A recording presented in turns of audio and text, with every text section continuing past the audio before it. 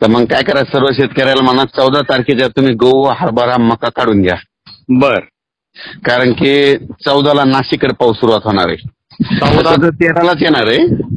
13ला कोणत्या भागात येईल साधारणतः? सध्या नगर जवळजवळ येईल, नाशिक पर्यंत येईल. 13लाच येईल. 14ला पुन्हा आणखीन वाढणार आहे. म्हणजे 14लाच पाऊस येणार आहे का? 13-14ला? 13ला तर म्हणजे आगमन नाशिकहून होणार आहे. बर. आणि 14ला आणखीन थोडं पुढे सरकणार आहे. बर. आणि 15ला पुन्हा विदर्भाकडे जाणार आहे असा. बर. विदर्भ मराठवाड्यात येणार. पुन्हा त्याच्यानंतर 16, 17, 18, 19 4 दिवस मग खूप पाऊस पडणार आहे. म्हणजे आमच्याकडे पण पुन्हा येईल का? नगर नाशिक ऑल महाराष्ट्र 19 तारखेपर्यंत पाऊस आहे. पुन्हा पावसाळ्यातला सारखाच पाऊस पडणार आहे पूर्ण महाराष्ट्र. हो, जिथं पाऊस नाही पडला तिथं वारं सुटणार आहे. आणि गारा वगैरे नाही येणार ना काही? गारा इकडं तेलंगणा, यवतमाळ, नांदेड तिकडल्या भागात गारा होणार आहे. विदर्भाचा काही भाग आणि तेलंगणा. हो, तेलंगणा म्हणजे पूर्व विदर्भ. हो. आमच्याकडे पाऊस जास्त कसा पडताय सांगतो. हो.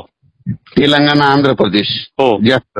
हो. त्याच्यानंतर यवतमाळ, नांदेड, लातूर, उस्मानाबाद, बीड, परभणी, बुलढाणा, जालना, औरंगाबाद, जळगाव आणि तसाच पट्टा उत्तर महाराष्ट्राकडे आपलं निफाडच्या वरी असं इकडं. हा, म्हणजे नंदुरबारकडे. नंदुरबार हे असा पट्टा येणार आहे. हो हो. सर्व शेतकऱ्यांना म्हणा 14 तारखेच्या तुम्ही गहू, हरभरा काढून घ्या म्हणून. बर. आणि इकडं सांगली, सातारा, कोल्हापूर वगैरे?